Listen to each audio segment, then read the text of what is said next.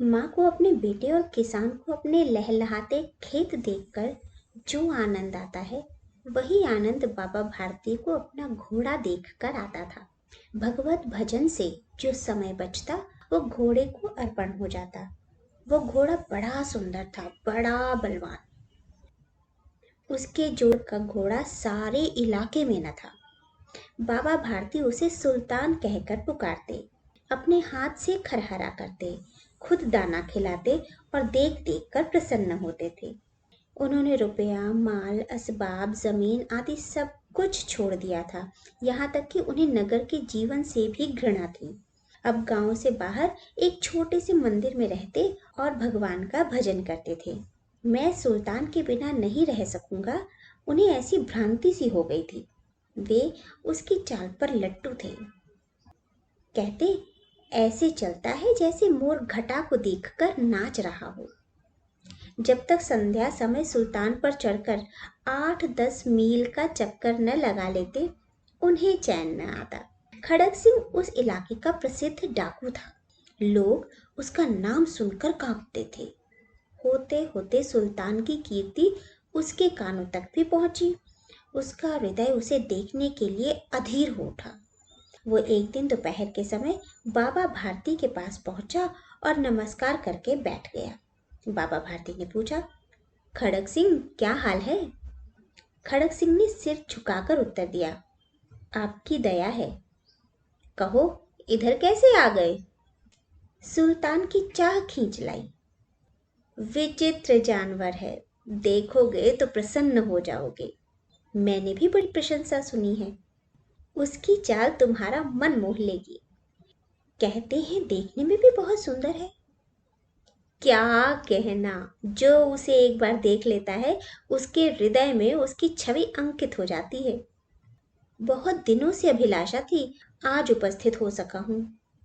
बाबा भारती और खड़क सिंह अस्तबल में पहुंचे। बाबा ने घोड़ा दिखाया घमंड से। खड़क सिंह ने देखा आश्चर्य से। उसने सैकड़ों घोड़े देखे थे, परंतु ऐसा बांका घोड़ा उसकी आंखों से कभी न गुजरा था। सोचने लगा, भाग्य की बात है, ऐसा घोड़ा खड़क सिंह के पास होना चाहिए था। इस साधु को ऐसी चीज से क्या लाभ? कुछ देर तक आश्चर्य से चुपचाप खड़ा रहा। इसके पश्चात उसके हृदय में हलचल होने लगी।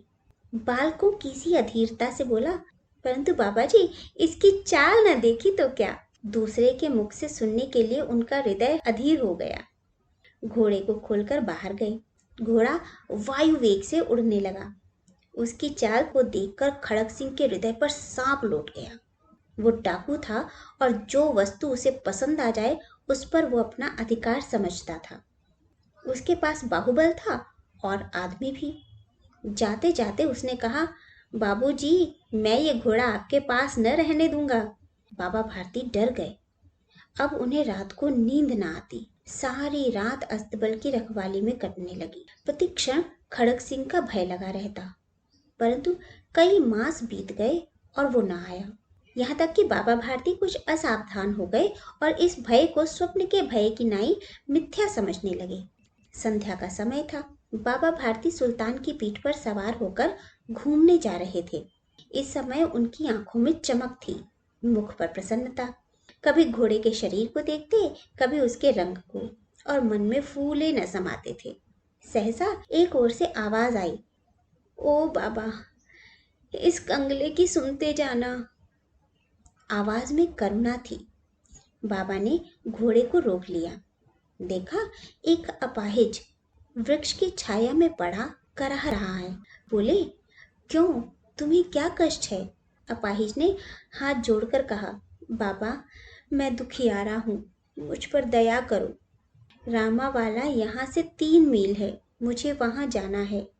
घोड़े पर चढ़ा लो, परमात्मा भला करेगा। वहाँ तुम्हारा कौन है? दुर्गादत्त वैद्य का नाम आपने सुना होगा, मैं उनका सौतेला भाई हूँ।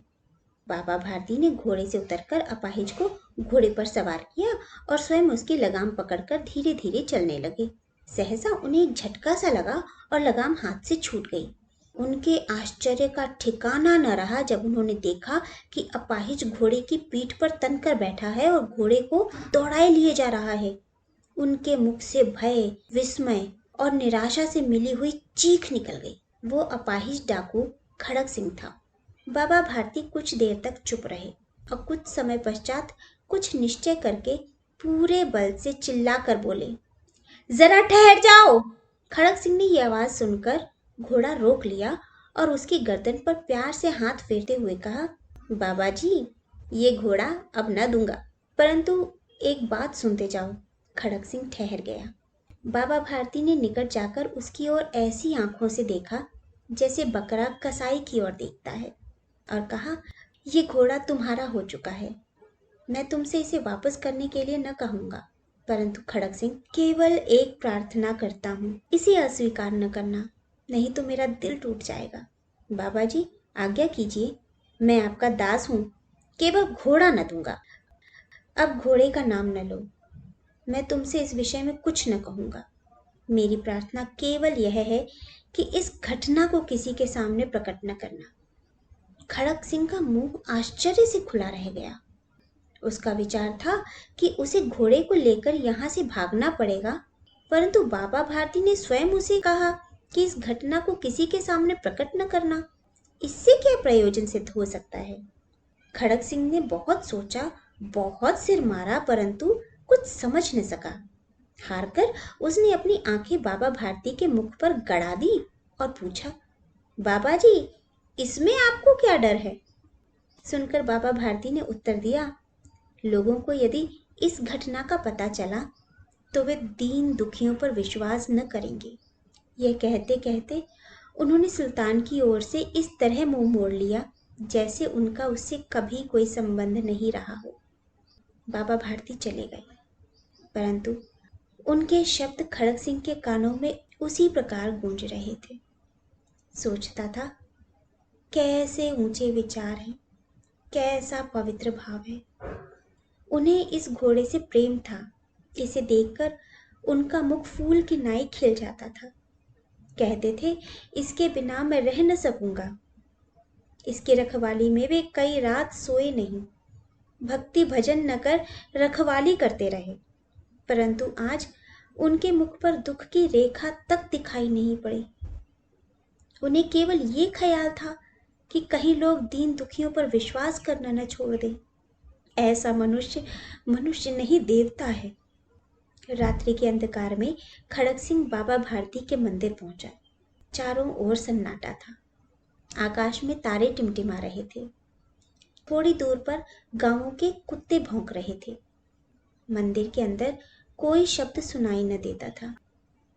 खड़क सिंह सुल्तान की बाग पकड़े हुए था। वो धीरे धीरे अस्तबल के फाटक पर पहुंचा। फाटक खुला पड़ा था।